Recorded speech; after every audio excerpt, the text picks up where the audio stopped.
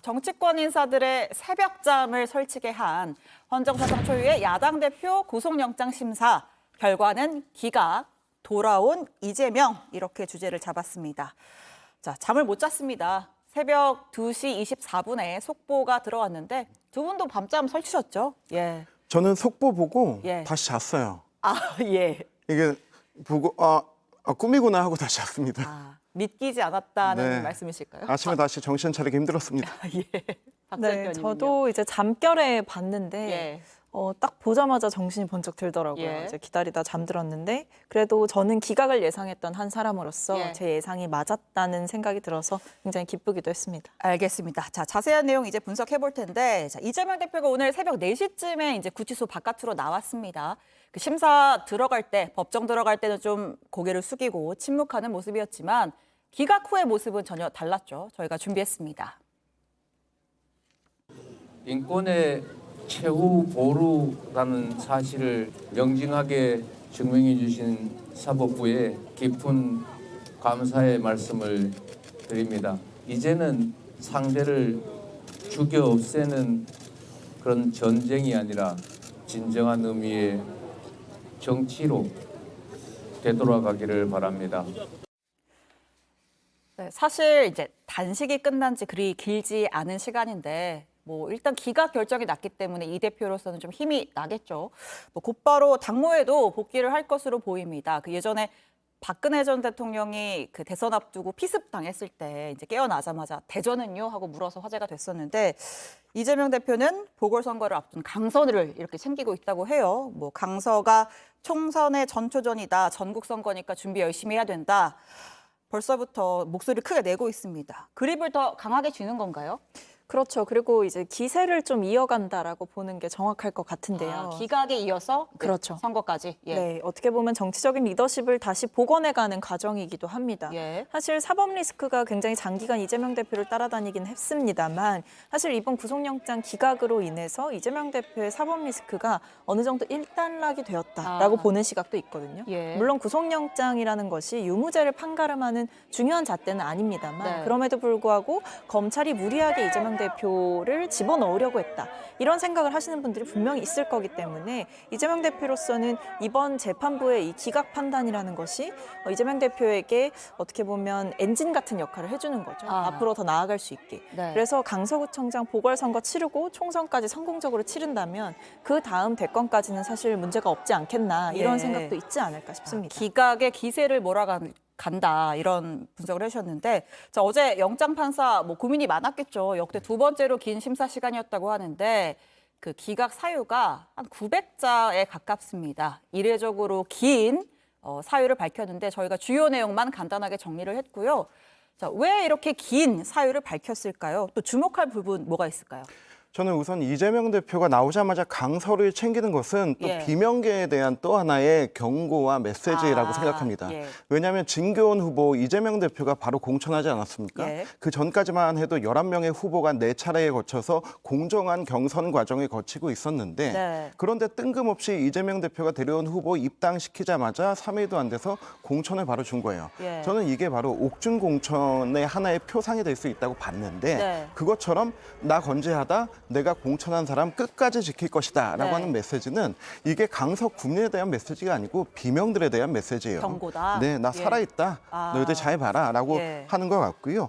그리고 이제 영장 실질 심사 이제 이례적으로 긴 내용 나왔는데요. 저는 다른 부분은 오늘 하루 종일 뉴스에서 많이 다뤘는데 가장 마음에 안 드는 거, 가장 예. 이거는 일치하지 않는다라고 보는 게 현직 대표이기 때문에 네. 어떤 감시를 받고 또 비판의 대상으로 됐다. 그렇기 때문에 증거인멸의 우려가 없다라고 했는데요. 네. 저는 이재명 대표가 이번 재판 과정에 참 많은 의의를 남겼다고 생각합니다. 예. 이번에 이제 누구든 검찰 조사 받기 싫은 사람들은 첫 번째 단식을 하면 되고요. 두 번째 그럼에도 불구하고 조사받으러 갈 경우 가서 커피 한 잔 주세요라고 검사한테 얘기하면 되고 그래도 마음에 안 들면 날인 거부하면 되고요. 그리고 나서 또 마음에 안 들면 병원 입원하면 됩니다. 근데 지금 재판부가 이 모든 것을 합당하다고 만들어준 겁니다. 이 부분에 대해서는 우리 사법 역사의 하나의 오점으로 남을 거라고 생각합니다. 자, 지금 검찰에서도 정당 대표라는 신분 때문에 증거인멸의 우려가 없다 이렇게 이야기를 하는 건 사법에 정치적 고려가 있는 거 아닌가 생각이 든다 이런 입장을 밝혔고 네. 또 오늘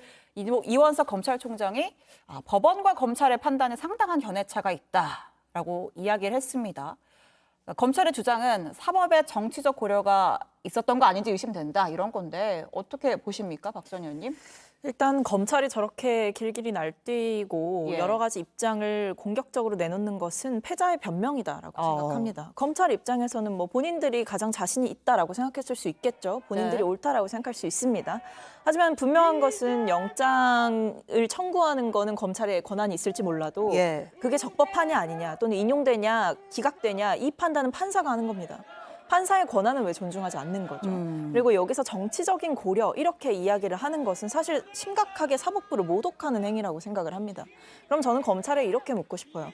그럼 2년 정도 되는 그 시간 동안 그렇게 수많은 압수수색과 뭐 관련자들 다 구속시켜서 조사도 했고 수사도 했다고 한다면 사법부가 일말의 정치적인 고려도 하지 못하게 어떻게 보면 무조건 구속시킬 수 있게 본인들이 준비했으면 되는 거 아닙니까? 근데 이제 와서 본인들이 그동안 언론 플레이 했던 거랑 다른 결과가 나오니까 면이 서지 않으니까 이제 와서 판사를 저런 방식으로 공격한다? 그건 적절치 않다고 봅니다. 사법부를 탓하고 있는 것이다. 그렇죠. 변명이라고 생각합니다. 사실 오늘 국민의힘에서는 이 사법부를 좀 세게 때렸거든요. 네. 네. 뭐 그 여태까지 김명수 체제에서 그런 사례가 많았기 때문에 그런 의심이 있었음에도 불구하고 우리 국민의힘은 사법부의 판단은 존중한다는 입장을 견지하고 있었는데 네. 이런 결과가 나오게 되니까 당황스럽기까지 한 거죠. 네. 그런데 저는 우리 이재명 대표가 그 지금 이렇게 구속영장이 기각된 것에 대해서 민주당이 마치 로또 맞은 것처럼 좋아하는데 이거 진짜 아직 재판은 시작도 안 된 겁니다. 재판도 시작 안 됐는데 이거 로또 맞은 것처럼 좋아하면은 예. 나중에 1심 재판 나오고 2심 재판 나오면 뭐라고 할 겁니까? 오늘 사법부에 이재명 대표 감사하다고 했는데 네. 그 얘기 과연 1심 재판 받고도 할 수 있는지 그때 다시 한번 물어보고 싶어요. 네, 뭐 영장 기각 두 분도 말씀하셨지만 이 영장의 발부 여부가 유무죄랑 연관이 있는 건 아니죠. 그래서 의원 그 체포동의안 국회에서 통과 가결이 된 사례가 이재명 대표 포함 한 11명 정도가 있는데 그중에 영장이 기각된 사례가 이 대표 포함 3명입니다. 나머지 2사람은 법원의 판단을 받았거나 지금 재판 중이에요. 한 명은 유죄 판결이 났고 하영재 의원 같은 경우에 지금 1심 재판 진행 중이고 이재명 대표도 이제 본격적으로 재판에 들어가겠죠. 뭐 그것도 법원의 판단이니까 저희가 지켜봐야 할 것 같고 자 검찰이 아까 면이 서지 않는다 이런 얘기 하셨는데 한동훈 장관 또 민주당과 오늘 세게 붙었습니다. 한 장관은 흔들림 없이 수사할 거다라고 했고 민주당은 한동훈 장관 파면하라고 요구했습니다. 구속영장 결정은 범죄 수사를 위한 중간 과정일 뿐이고 이번 이 대표에 대한 결정도 그 내용이 죄가 없다는 내용이 아닙니다. 차질 없이 진행될 겁니다. 야권에서 이제 무리한 수사였다 이런 비판이 나오고 있는데 무리한 수사라는 말을 동의하실 만한 국민들이 얼마나 계실지 모르겠습니다. 집권 내내 정적 탄압과 야당 파괴에만 골몰해온 윤석열 정권은 그 책임을 결코 면할 수 없을 것입니다. 윤석열 대통령은 사과하라! 사과하라! 사과하라! 사과하라! 한동훈 법무장관을 파면하라! 파면하라! 파면하라! 파면하라! 네, 영장은 기각됐지만 기싸움은 여전합니다. 이 민주당이 한동훈 장관 파면 진지하게 추진하는 건가요? 의총에서 저렇게까지 결의를 했는데 예. 당연히 진지하게 보고 있는 거죠. 예. 그러니까 신임 원내대표의 첫 번째 메시지가 한동훈 장관에 대한 파면, 윤석열 대통령의 사과. 예. 이건 굉장히 의미가 있는 메시지라고 생각합니다. 네. 그리고 공교롭게도 원내대표 취임하면서 받아들인 것이 이제 이재명 대표의 구속영장이 기각된 거였잖아요. 그렇죠. 그러니까 이거는 사실 민주당에서는 이렇게 보고 있는 겁니다. 검찰이 굉장히 폭주기관차처럼 달려가고 있는데 이걸 법원이 완전한 상식과 제대로 된 판단으로 이걸 멈춰 세웠다. 그렇다고 한다면 검찰이 이렇게까지 앞뒤 재지 않고 날뛸 수 있었던 이유가 무엇이냐. 이렇게까지 무리해서 사람의 신병을 구속하고 이렇게까지 불구속으로 기소를 할 수 있는데도 불구하고 구속영장을 정기 국회 중에 청구를 해가지고 네. 정치적인 이런 움직임을 보였던 배우가 누구냐 또는 이 실무의 총책임자가 누구냐 봤을 때 제1야당 대표와 관련된 이 정도 사안이면 무조건 한동훈 법무부 장관이 분명히 보고를 받았을 것이고 예. 윤석열 대통령 역시도 이 책임으로부터 자유로울 수 없다. 예. 이런 거죠. 그래서 당연히 한동훈 장관이 어떻게 보면 이 검찰 실무, 사무 이런 것들의 총꼭대기에 있는 사람 아니겠습니까? 네. 장관으로서. 그렇다고 한다면 장관에 대해서 어떠한 책임도 묻지 않을 수 있냐. 네. 그렇게 봤을 때 저희는 당연히 책임을 물어야 된다. 책임을 이렇게 물어야 보는 한다. 거죠. 그 이재명 대표 검찰이 수사 중인 혐의들이 몇 가지가 또 남아 있잖아요. 영장 재청구할 수도 있을까요?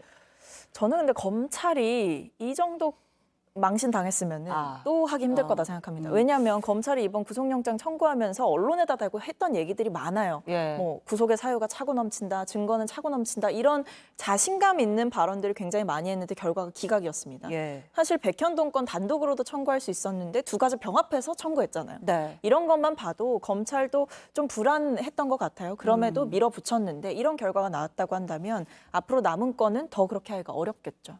자, 대통령실에 계셨던 우리 이승환 전 행정관, 네. 대통령실에 사과를 민주당이 요구를 했습니다. 택도 없는 얘기죠.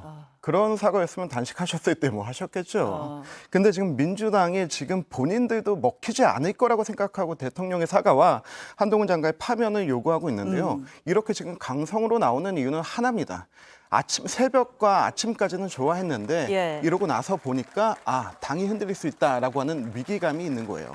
왜냐하면 저는 예전부터 얘기했는데 이재명 대표가 구속되면은 이거는 배틀로얄이 시작될 거다. 동족 상전이죠. 이 비명계 케이지에 다 넣어놓고 서로 죽이는 배틀로얄 시작이 될 건데 근데 이게 기각되고 나니까 예. 저는 이번에는 카니발리즘이 시작될 거라고 봐요. 둘이 어떤 차이가 있나요? 왜냐하면 일단은 민주당에서 186석 거대 범 163석 가지고 있지만은 이 중에서 흔들리고 있는 게 50석이 넘습니다. 왜냐하면은 비명계 이탈표 던진 사람들이 있고 예. 그리고 이제 돈봉투 수사 받고 있는 사람들이 있는데 50석이 넘는데 이걸 차지하기 위해서 공천 투쟁인가 이런 것들을 할 건데 서로 이제 누구 잡아 죽이고 여기 내가 가야 된다라고 하는 카니발리즘이 시작될 거라고 보고요. 비명계는 공천을 네. 못 받는다고 네. 단정하시는 거예요? 그렇죠. 그걸 뭐 이재명 체제에서 받을 수가 있겠습니까? 근데 이렇게 되면은 정말 분당의 시나리오로 가게 되는데 근데 이미 민주당은 분당을 경험해 본 당 아닙니까?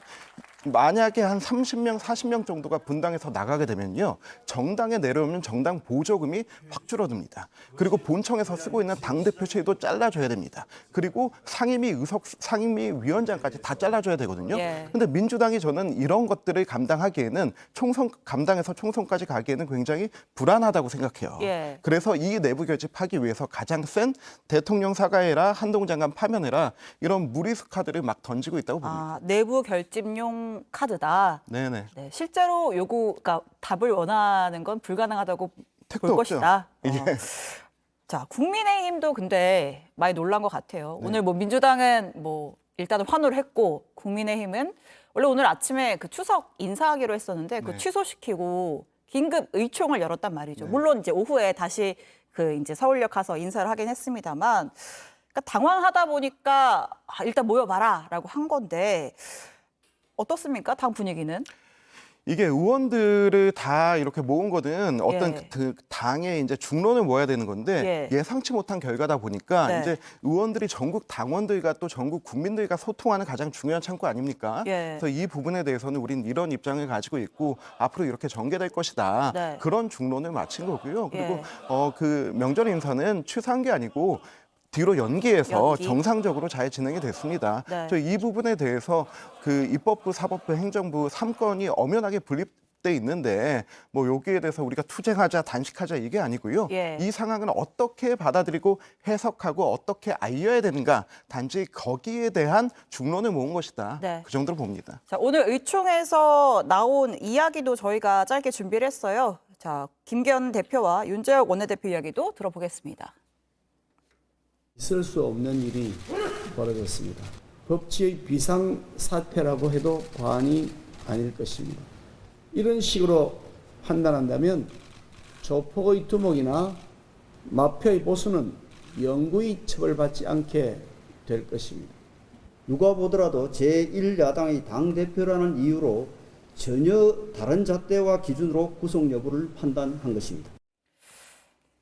자, 여전히 또 세게 몰아붙이고 있는데 오늘 홍준표 대구시장이 페이스북에서 또 쓴소리를 했어요. 뭐라고 했냐면 여당을 향해서 친정을 향해서 이재명에게만 매달리는 검찰 수사 정치 버리고 정책 정당으로 국민의힘이 거듭나야 된다. 이런 쓴소리 했단 말이죠. 그러니까 국민의힘이 어떤 검찰의 수사만 바라보고 여당으로서 역할을 못하는 거 아니냐 이런 지적인데 좀 뜨끔하십니까? 네. 대선이 끝난 지 한참 지났는데 아직도 대선이라고 착각하고 계신 분이 한 분 있습니다. 민주당의 이재명 대표고 그리고 예. 대선 전에 이미 경선이 끝났는데 네. 경선이 안 끝났다고 착각하고 계신 분 두 분 있습니다. 홍준표, 유승민 두 분이라고 생각하는데요. 그럼 저거는 네. 당을 향한 고언이 아니라 어떤 대선에 존재감의 대한 과시라고, 앙금입니까? 예, 존재감의 과시라고 생각하고 예. 나 같았으면 이렇게 했을 거다. 나 예. 같았으면 뭐 어떻게 했을 거다. 이런 얘기 많이 하시는데 네. 대구 시정에 그렇게 힘써두시면 됩니다. 네. 그래서 지금 당은 당의 역할 잘하고 있고 네. 대통령실 역시 잘하고 있으니까요. 좀 이렇게 곁에서 이제 치고 들어오는 게 아니고 네. 진심 어린 시장으로서의 역할을 해주시기를 좀 네. 바랍니다. 어떠세요? 박 전 의원님은 홍준표 시장의 저 쓴소리 국민의힘이 좀 들어야 한다고 생각을 하시는지. 홍준표 시장님이 그 약간 고장난 시계 같은 분인데 예. 2번 정도는 맞는 소리를 하세요. 다른 평소에는 이제 다른 말씀도 많이 하시다가 네. 2번 정도는 정확한 시간을 알려주는 그런 고장난 시계처럼 가끔 맞는 말씀을 참 많이 하십니다. 네. 저는 저 말씀을 국민의힘 좀 새겨 들어야 된다 생각해요. 왜냐하면 지금 국민의힘 보면 여당인데 되게 야당처럼 굴고 있다는 생각이 들거든요. 되게 피해자 코스프레를 하고 약자 코스프레를 합니다. 그런데 국민의힘은 누가 봐도 집권 여당이에요. 그리고 대통령과 함께 발맞춰서 국정을 운영해 나가고 중요한 민생 대책들의 키를 쥐고 있는 사람들입니다.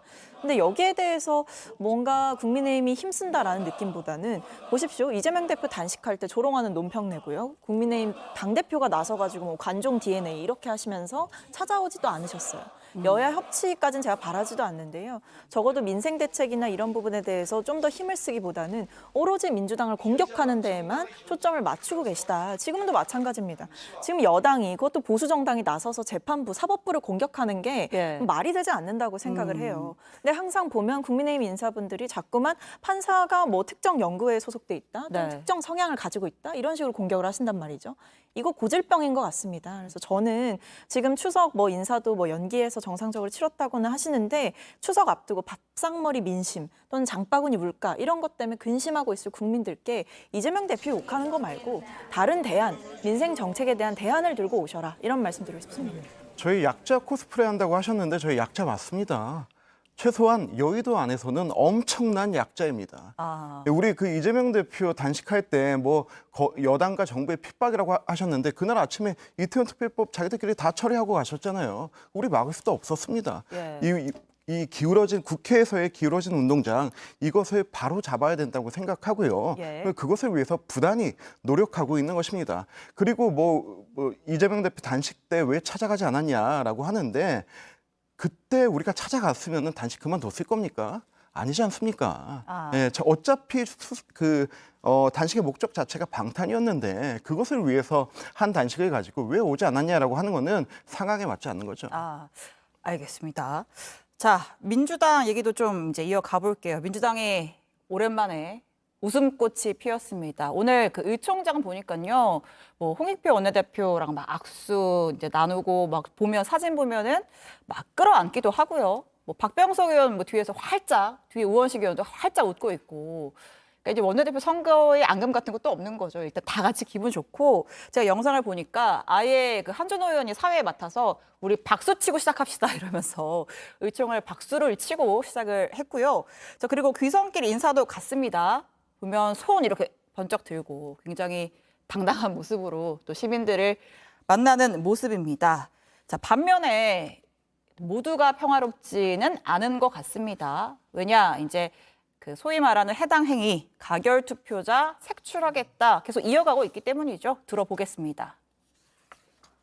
민주주의 사회에서 당연히 그 자신의 정치적 선택에 대해서는 민주성과 다양성은 보장돼야 되지만 그에 따른 정치적 책임을 져야 될 부분도 있습니다. 이재명 대표의 구속을 열망했던 민주당 가결파 의원들도 참여하고 속죄해야 할 것입니다. 반드시 외상값은 계산해야 할 것입니다. 이번에 가결한 의원들 덕분에 민주당은 방탄 프레임에서 벗어날 수 있었습니다. 만약에 벗어나지 못했다면은 이게 뭐 계속해서 내년 총선까지 끝까지 물고 늘어질 문제인데 그분들에 대해서는 표창을 줘야 될 문제라고 생각합니다.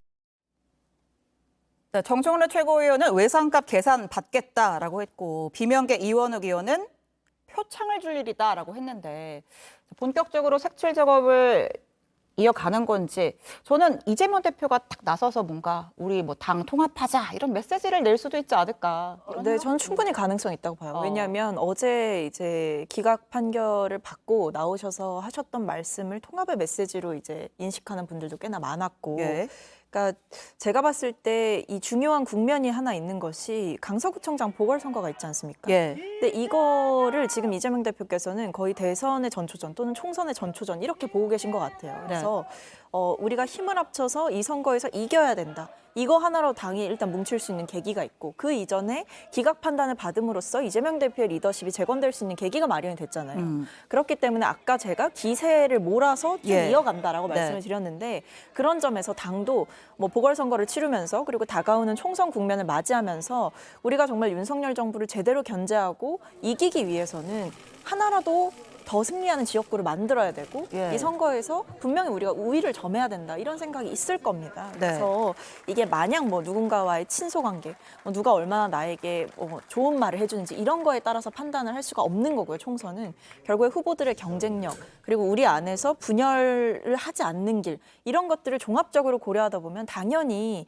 힘을 합칠 수밖에 없어요. 네. 그러니까 승리를 위한 길에 사실 분열은 없습니다. 네.